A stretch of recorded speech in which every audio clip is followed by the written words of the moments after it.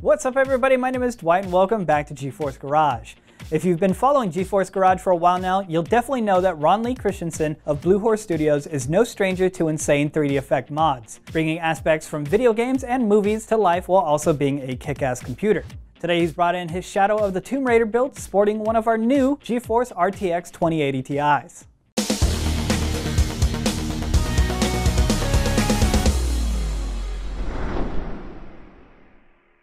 Well, hey Ron, glad to see you. Good to be back. Yeah, always happy to see the mods that you bring in, and you brought a couple of giant mods with you today. I have. So what can you tell us about your inspiration for this? Shadow of the Tomb Raider, yeah. We got hit up by NVIDIA to do a project for them, Square Enix, and at the time we only had the E3 trailer to go off of. So one of the highlights of that trailer is this dagger, and I decided to focus the entire build around that dagger, try to build an altar and kind of make it look like it's been in the jungle for a while, and kind of just took everything from there. Nice. And I know this is going to be a pretty big question, but what mods did you actually do to this? Because it's more so just one giant mod. Well, we started with the Corsair 270R chassis, and I basically took the packing foam that the case came in and sculpted over the top of that to get the stone texture. And then I put the chassis on top and then sculpted all that into the chassis. And some of the mine artifacts on there are 3D printed, but most of it is all hand sculpted. Was there anything that was like really challenging to kind of nail? Yeah, basically the aesthetics of trying to get it right. You know, you want to be able to stay true to the game,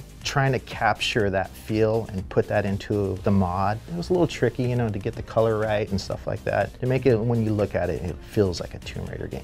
So is there any small mod or something that people may overlook on this that you want to point out? Yeah, actually the dagger from the game, it's just all hand sculpted to make it look like it's hand carved and a little bit of inlaid turquoise and gold. And what we did for the blade is I just took a piece of polystyrene and put some rigid wire down the middle of it and then sculpted over the top of it with some epoxy clay and just gave it that obsidian texture with some sculpting tools. So I noticed you have a lot of lighting effects on here. Can you tell us more about how you did that? Yeah, those are 12-volt LEDs from Amazon. They're flicker LEDs, and I just added a little bit of cotton to the top of them to illuminate the LED a little bit more. Actually gives it kind of the artificial fire effect to it. Yeah, looks very cool. And then you have these climbing axes on there. Did you make those? Those are 3D printed. Picked those up off of Thingiverse and then just painted them up to give them a realistic effect to it, a bit of damage and weathering to them, and yeah.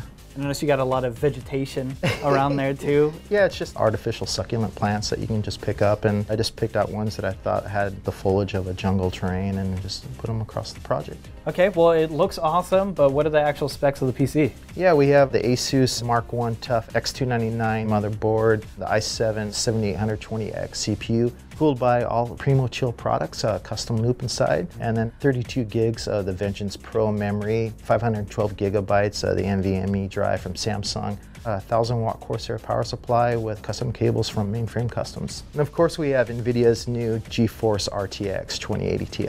Nice. Well, thanks Ron for coming by. Thanks for having me. Yeah, it was great seeing another gigantic mod from you. I appreciate it. Well, these two builds are amazing. I cannot believe that Ron did that in just 2 months. If you guys enjoyed this type of video, be sure to hit that subscribe button down below. We'll see you for the next one.